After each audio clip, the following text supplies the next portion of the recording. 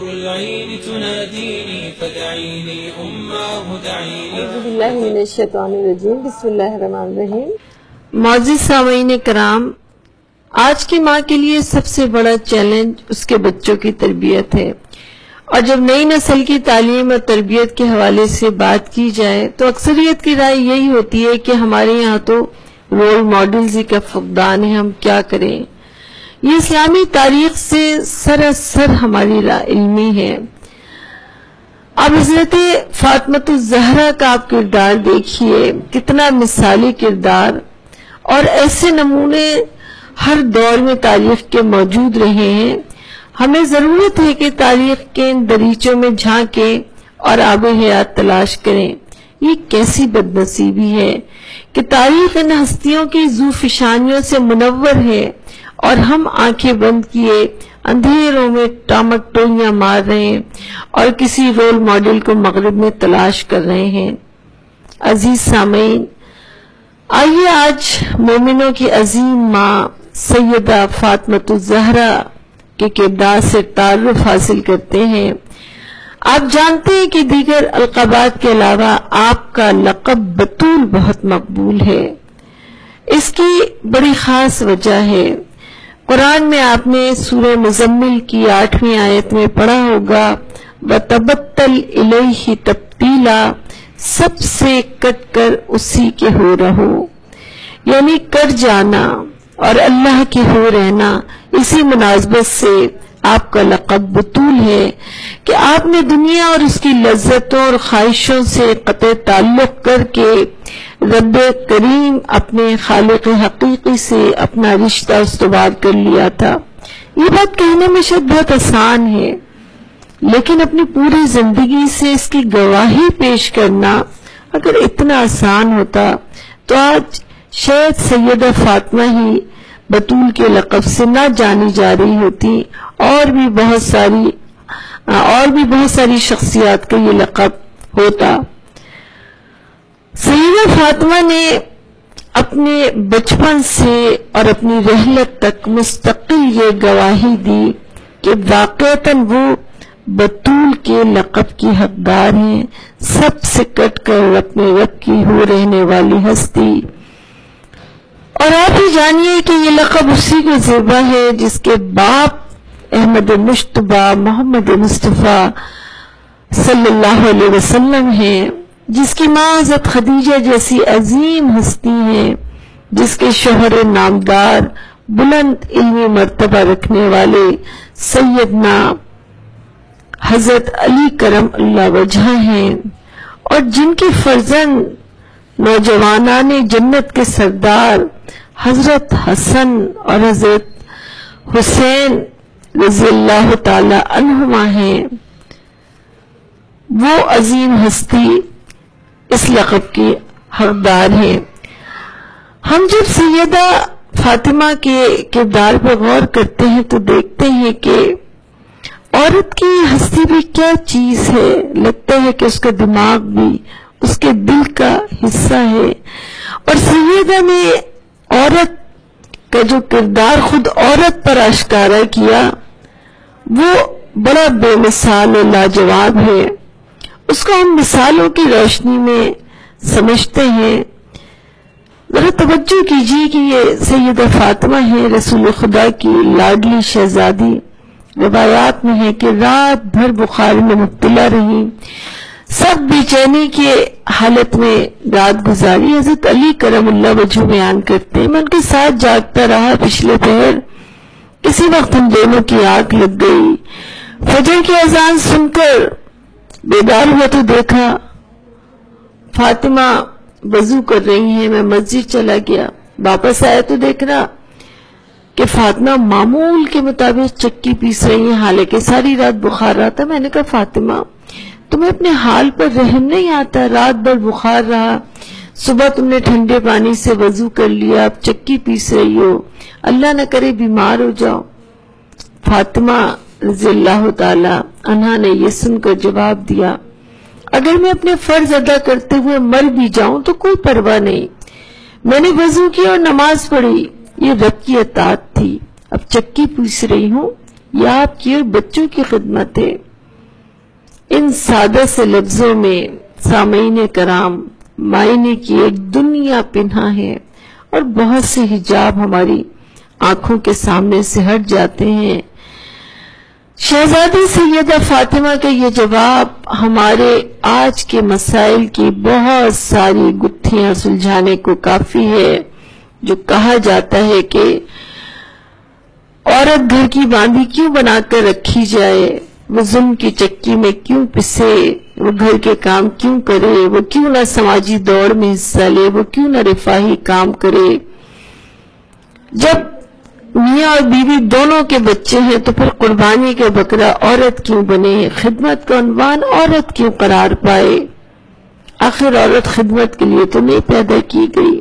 سید فاطمہ کا یہ جواب دیکھیے اور پھر سوچئے کہ کیا ہم مسلمان عورتوں کے لیے اس ہستی کے علاوہ بھی کوئی رول ماڈل ہو سکتا ہے جو جنت کی عورتوں کی سردار ہے؟ جنت کے سوا بھی کیا میرا اور آپ کا کوئی گوہر مقصود ہے؟ اس سادہ سے جواب کے ذریعے سیدہ نے رہتی دنیا تک مسلمان عورتوں کے مسائل کی ساری گرہیں سلجھا دی۔ اب ہم نہ سمجھنا چاہیں اور ہماری اور 1400 برس پرانی تاریخ کے درمیان حجاب ہی حائل رہے تو اور باتیں، درس تو قیامت تک کی مسلمان عورت کے لیے کافی اور شافی تھا کہ جس طرح مسلمان عورت حالت بیماری میں نماز چھوڑنے کا تصور نہیں کر سکتی، اس لیے کہ وہ اللہ کا حق ہے اس کے اوپر، اسی طرح جو حقوق اللہ نے عائد کر دیے وہ اس سے بھی غافل نہیں ہو سکتے۔ جس طرح ٹھنڈے پانی کا وضو اللہ پر معاذ اللہ کوئی احسان نہیں ہے، بالکل اسی طرح شوہر اور بچوں کی خدمت ان لوگوں پر احسان نہیں ہے بلکہ نماز کی طرح فرض ہے۔ سیدہ کے الفاظ دیکھیے کہ اگر اس راستے میں موت بھی آ جائے تو پر بنے، کسی ریاست کو FIR کاٹنے کی ضرورت نہیں ہے، اس لیے کہ گھر اور گھر والوں کی خدمت کوئی زبردستی کی چٹھی نہیں ہے بلکہ ایک مسلمان مومنہ عورت اس کو عین عبادت سمجھ کر سر انجام دیتی ہے کہ رب کی رضا کا ذریعہ ہے۔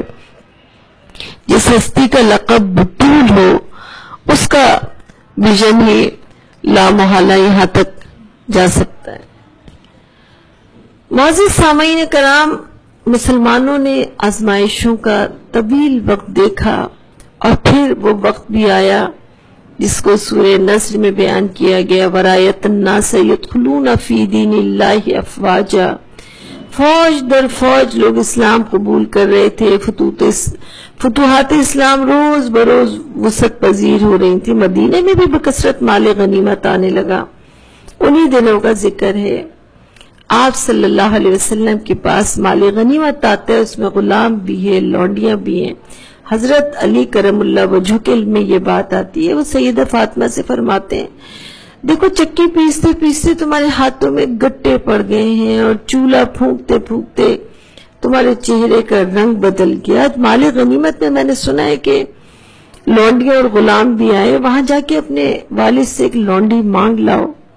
اب سیدہ فاطمہ شوہر کا کہنا تو ٹال نہ سکتی تھی، مگر سوچنے کی بات یہ ہے سامعین کرام کہ گٹے ان کے ہاتھوں میں پڑے تھے اور رنگ ان کے چہرے کا متغیر ہوا تھا۔ دنیا میں کوئی عورت ایسی نہیں ہو سکتی جس کو اپنے رنگ اور روپ کی پرواہ نہ ہو، نہ ہر عورت اپنا رنگ اور روپ یوں تج دینے پر آمادہ ہو جاتی ہے۔ سچی بات تو یہ کہ ہر عورت بطول نہیں ہوتی، بطول تو وہی تھی جو سب سے کٹ کے اپنے رب کی ہو گئی تھی، روز و شب خدمت گاری، اپنی صحت، اپنا رنگ روپ، سب کچھ اپنے خاندگی امور اپنے گھر والوں پر قربان کر کے آپ نے امت کی عورتوں کو یہ سبق سکھایا کہ اور ایک عورت اپنے شوہر، اپنے بچوں، اپنے خاندان کے استحکام کے لیے بڑی سے بڑی قربانی بھی دے سکتی ہے، اور اس رنگ و روپ کی قربانی اگر رشتوں میں رنگ بھر سکتی ہے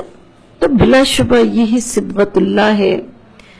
ہاں تو بات اس روایت کی ہو رہی تھی کہ سیدہ فاطمہ سیدنا علی کرم اللہ وجہ کے کہنے سے خدمت اقدس میں حاضر ہو جاتی ہیں، کچھ سمجھ نہ پایا کہ کیا کہیں، بس سوچ کر رہ گئی، زبان تک حرف مدہ آ ہی نہ سکا۔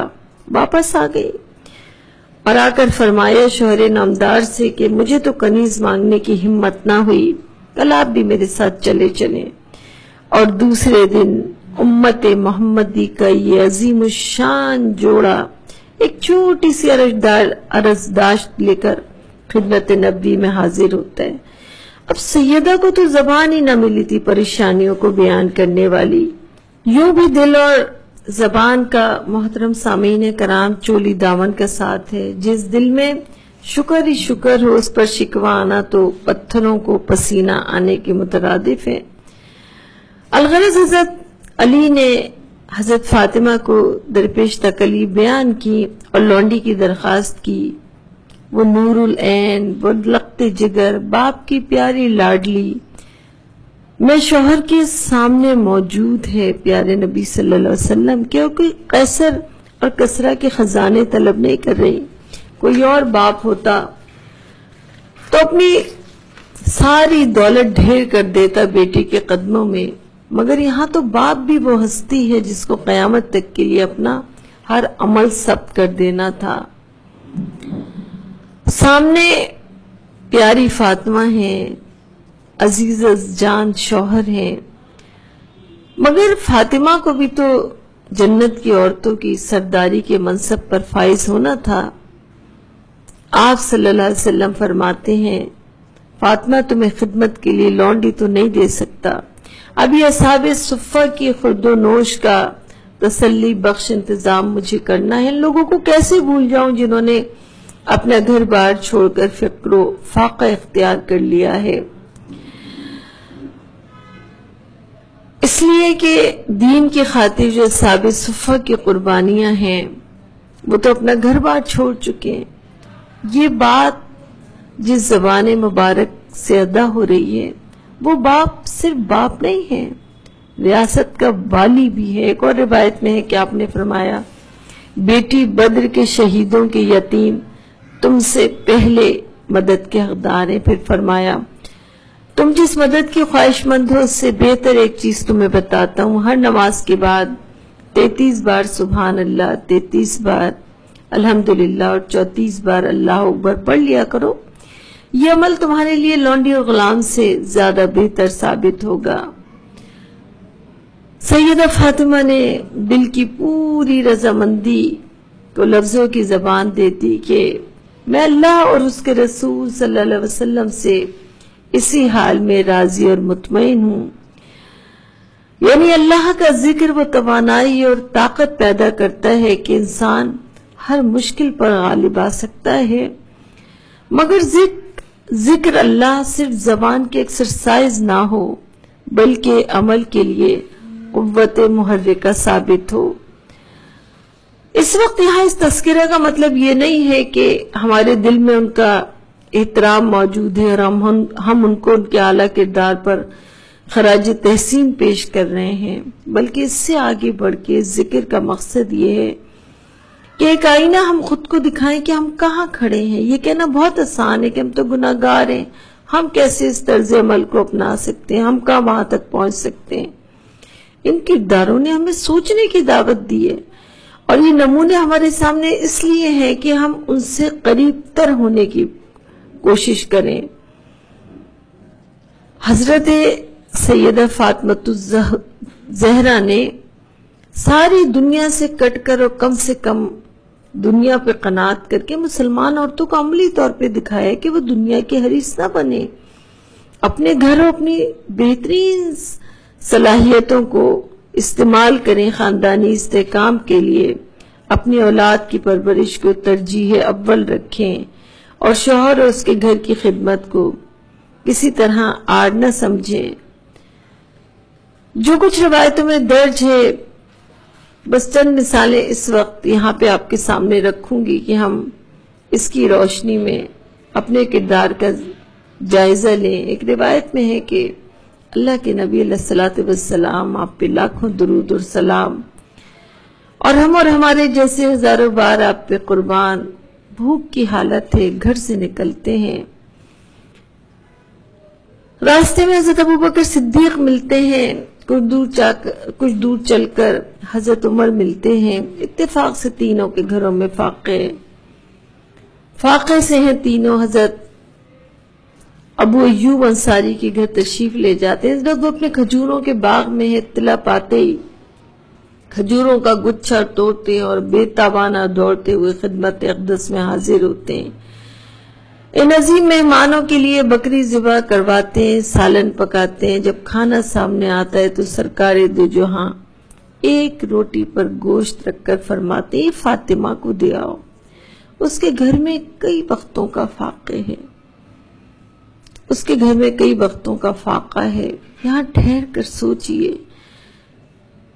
کہ باپ اور بیٹی دونوں کے گھروں میں فاقہ، اس میں امت کے لیے کیا سبق ہے؟ یہی کہ شام و سحر کے یہ سلسلے لذت کام و دہن کے لیے وقف کرنا زندگی کے ساتھ بڑا مذاق ہے۔ کسی بڑے مقصد کے لیے جو جیتے ہیں وہ دوسرا ہی طرز زندگی اختیار کرتے ہیں۔ مادی لذتوں کے پیچھے بھاگنا کم از کم ایک مسلمان کو زیبا نہیں ہے۔ آپ چاہتے تو اپنی لخت جگر کو بہترین اسباب دنیا مہیا کر سکتے تھے، لیکن آپ علیہ الصلوۃ والسلام امت کے لیے سبق چھوڑ کر گئے کہ کم سے کم لذت دنیا پر تکیہ کیا جائے کہ یہ دنیا دھوکے کی جگہ ہے اور سامان دنیا کا حصول ایک مومن کا مقصد حیات نہیں ہو سکتا۔ سوچیں، آج 1450 برس سے یہ الفاظ تاریخ کے ماتھے کا جھومر ہیں کہ اے میری بچی صبر کر، میں آج 3 دن سے بھوکا ہوں، اللہ تعالیٰ سے میں جو کچھ مانگتا ہوں وہ مجھے عطا کرتا ہے، مگر میں نے دنیا پر آخرت کو ترجیح دے دی ہے۔ یعنی دنیا میرے پاس اس لیے نہیں ہے کہ میں نے دنیا مانگی ہی نہیں ہے۔ اور محترم سامعین کرام، اس منظر کو بھی ذہن میں لائیے، کیسا دلخراش منظر ہوگا کہ سرور دو عالم نے دیکھا کہ سیدہ فاطمہ جنت کی عورتوں کی جو سردار ہیں، اونٹ کی کھال کا لباس پہنے ہوئے، اس میں بھی 13 پیمند لگے ہوئے ہیں، آٹا گوندھ رہی ہیں اور زبان پر کلام اللہ جاری اور ساری ہے۔ منظر دیکھ کر شفقت پدری سے آنکھوں میں آنسو آ جاتے ہیں۔ فرماتے ہیں فاطمہ، دنیا کی زندگی کا صبر سے خاتمہ کر اور آخرت کی کبھی نہ ختم ہونے والی خوشیوں کا انتظار کر، اللہ تمہیں بہترین جزا سے نوازے گا۔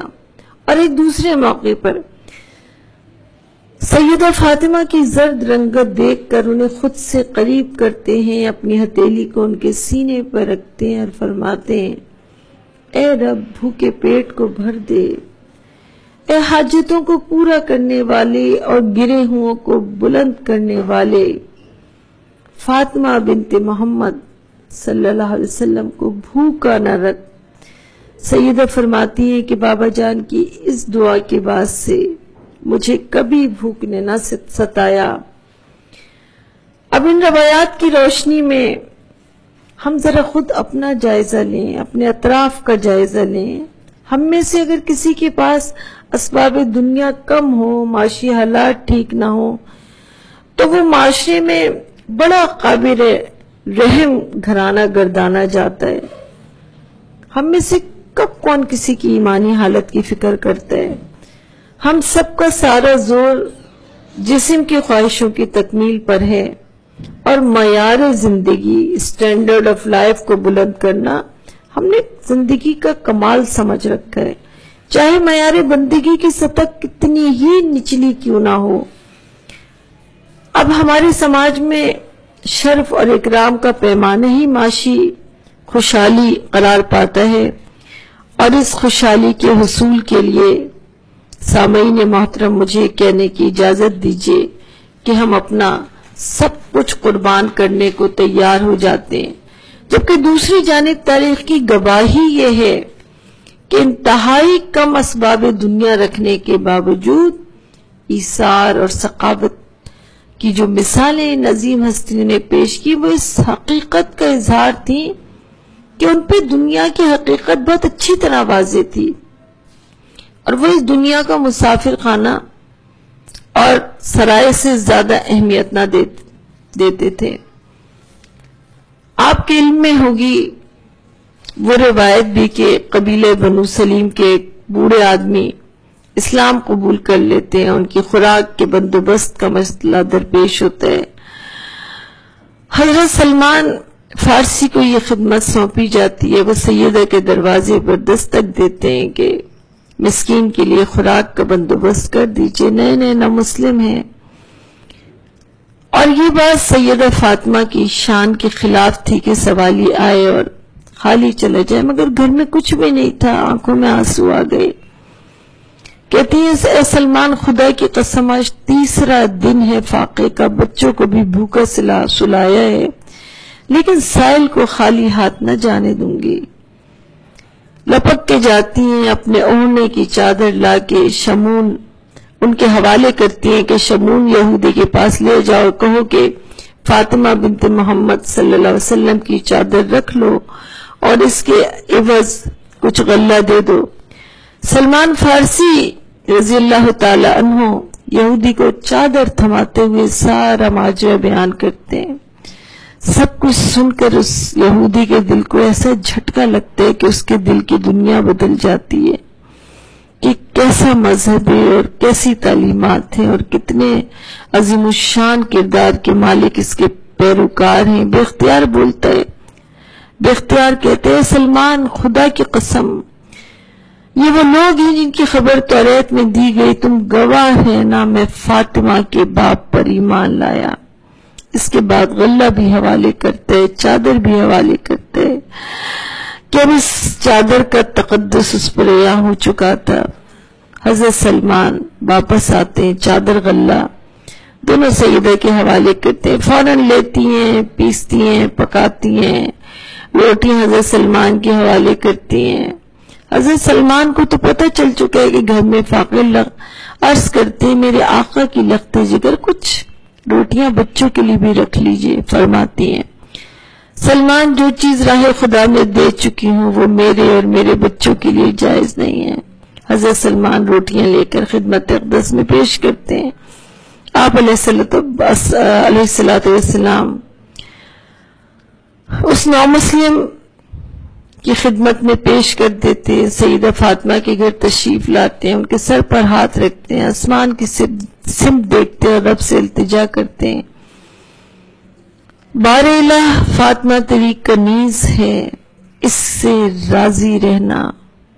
اور معزز سامعین، تاریخ گواہ ہے کہ اللہ سیدہ فاطمہ سے ایسا راضی ہوا کہ انہوں نے بطول کے لقب کی عملی تفسیر بن کے دنیا کو دکھا دیا کہ وہ ہر حال میں راضی برضا رہیں، اور اللہ نے بھی جواباً انہیں اپنی رضا کے راستوں پر چلنے کا شرف عطا فرمایا۔ شاعر مشرق اقبال نے کہا کہ خاص ہے ترکیب میں قوم رسول ہاشمی، تو جس رسول کی قوم ترکیب میں خاص ہے اس کے اہل بیت تو پھر خاص الخاص تھے نا۔ پہاڑی کے روشن چراغ، آسمانوں کے وہ روشن چمکتے ستارے جن کی ذوفشانیوں سے آج بھی کائنات منور ہیں، وہ جو اپنے لیے عظیمت کی راہیں چنتے تھے اور دوسروں کے لیے رخصت کی راہیں۔ سیدہ سے پوچھا جاتا ہے 40 اونٹوں کی زکوٰۃ کیا ہوگی؟ فکری جواب تو سادہ سا ہے کہ 1 اونٹ۔ اگر وہ کہتی کہ 1 اونٹ تو یہ تو معمول کا مکالمہ ہوتا، مگر انہوں نے جو جواب دیا معزز سامعین، وہ رہتی دنیا تک امت کو سوچنے پر مجبور کرتا رہے گا۔ نہ صرف یہ بلکہ ہم میں سے ہر ایک کے ہاتھ میں ایک ترازو بھی تھماتا ہے کہ عظیمت کے راستوں کا راہی بننا ہے تو فقہ سے اپنے لیے عذرات نہ مانگیں، آسانیاں نہ تلاش کریں۔ اسلام سہولتیں دے گا مگر عظیمت کا راستہ اس راہ کے راہی اپنے شوق سے چنتے ہیں۔ تو دیکھیے سیدہ فاطمہ کیا جواب دیتی ہیں جو عزیمتوں کے راستے کی راہ. یہ فرماتی ہیں 40 اونٹوں کی زکوٰۃ تمہارے لیے تو 1 اونٹ ہوگی، مگر میرے لیے 40 کہ میں سارے کے سارے ہی راہ خدا میں دینا پسند کروں گی. یہی نقوش پا ہیں جو جنت کے راستوں کا نشان ہے.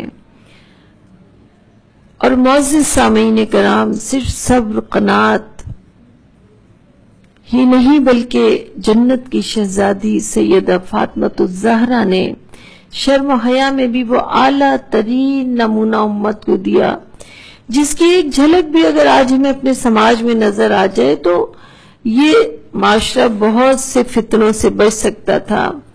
اللہ کے نبی علیہ الصلوۃ والسلام سیدہ فاطمہ کے گھر تشریف لاتے ہیں، ان کے پیچھے نابینا صحافی ام مکتوم بھی چلے آتے ہیں. سیدہ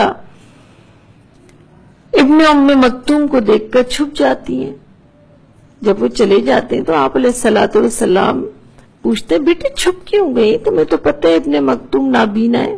فرماتی ہیں ابا جان وہ اندھی ہے مگر میں تو اندھی نہیں، خواہ میں کیوں نہ محرم کو دیکھتی. اور اسی بنا پر آپ نے وصیت فرمائی کہ میرا جنازہ رات کو اٹھایا جائے اور جنازے پر کھجور کی شاخیں رکھ دی جائے تاکہ کسی نامحرم کی نظر نہ پڑے. ایک بار آپ صلی اللہ علیہ وسلم نے سیدہ فاطمہ سے دریافت کیا کہ عورت کی سب سے اچھی صفت کون سی ہے؟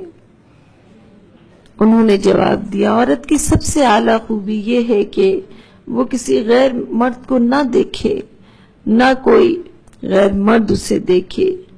محترم سامعین، بیان کرنے میں یہ باتیں بہت آسان ہیں اور ہم میں سے بیشتر کہ یہ باتیں علم میں ہیں، مگر ان باتوں کو بیان کرتے وقت ذرا سی نظر ہم اپنے گھروں پہ ڈالیں، اپنی تقریبات پہ ڈالیں، اپنے سماج کا جائزہ لیں کہ ہم جو ہر نماز کے بعد جنت الفردوس کی دعا کرتے ہیں اور جو جنت کی عورتوں کی سردار ہیں ان کے نقش پا کو ہم بالکل بھلا چکے ہیں. واضح رہے کہ انہوں نے اہل بیت کی عورتوں کی صفت نہیں بتائی کہ وہ اپنی نظروں کی حفاظت کریں، بلکہ انہوں نے قیامت تک کے لیے مسلمان عورتوں کی صفت بیان کی کہ وہ اپنی نظروں کی حفاظت کریں گی تو ان کو ذاتی تزکیہ ہی حاصل نہیں ہوگا، بلکہ ایک مسلمان عورت جب حیاداری اپناتی ہے، اپنی نظروں کی حفاظت کرتی ہے تو در حقیقت وہ ایک پاکیزہ سماج کی بنیاد رکھ رہی ہوتی ہے. سیدہ نے امت کی عورتوں کے لیے جو کامل نمونہ چھوڑا ہے، وقت کی ضرورت ہے کہ اس سے آگہی کر کے اپنی نسلوں کو بتایا جائے، بالخصوص اس امت کی بیٹیوں کو کہ ایک مسلمان عورت کی ترجیحات سیدہ نے اپنی زندگی کے عملی نمونے سے طے کر کے ہمارے سامنے رکھ دی. ان کا یہی کردار تھا، یہی اوصاف تھے، یہی خصائل تھے کہ ان کی ساس، ان کی ستیلی مائیں ان کے کردار کی بلندی کی گواہی دیتی تھی. خود حضرت علی کرم اللہ وجہہ ان کے اخلاق عالیہ کا ان کے بعد بھی بار بار ذکر فرماتے تھے. ایک مرتبہ کسی نے حضرت علی سے حضرت فاطمۃ الزہرا کے حسن معاشرت کے بارے میں سوال کر لیا تو وہ آپ دیدہ ہو گئے. فرمایا فاطمہ جنت کے خوشبودار پھول تھی جس کے مرجھانے کے باوجود اس کی خوشبو سے اب تک میرا دماغ معطر ہے. اس نے اپنی زندگی میں مجھے کبھی کسی شکایت کا موقع نہیں دیا. معزز سامعین، ان پاک باز ہستیوں کے کردار ہمیں عمل کی دعوت دیتے ہیں، ہمارے سامنے ایک آئینہ رکھ دیتے ہیں کہ اپنے عمل کا بے لاگ جائزہ لے. یہ صرف کرنے کرانے اور سننے اور سنانے کی باتیں نہیں ہیں. اگر ہم ابدی جنت کے خواہش مند ہیں تو اپنے کردار کو آج کی مسلمان عورت کچھ تو جنت کی عورتوں کی سردار شہزادی فاطمۃ الزہرا کے کردار کے قریب لانے کی کوشش کرے. اللہ کرے کہ سیدہ کا یہ ذکر مبارک ہمارے اندر اس احساس کو اجاگر کر دے کہ وہی ہے راہ تیرے عزم و شوق کی منزل، وہی ہے راہ تیرے عزم و شوق کی منزل، جہاں ہیں عائشہ و فاطمہ کے نقش قدم رضی اللہ تعالی عنہما، والسلام علیکم ورحمۃ اللہ وبرکاتہ۔ دعا کر لیتے ہیں۔ یا ربی لک الحمد کما ینبغی لجلال وجہک وعظیم سلطانک، یا حی یا قیوم برحمتک نستغیث، رب اغفر وارحم وانت خیر الراحمین، ربنا اغفر لی ولوالدی وللمؤمنین یوم یقوم الحساب، ربنا تقبل منا انک انت السمیع العلیم وتب علینا انک انت التواب الرحیم، وصلی اللہ تعالی علی خیر خلقہ محمد وآلہ وصحبہ اجمعین برحمتک یا ارحم الراحمین، آمین ربنا آمین۔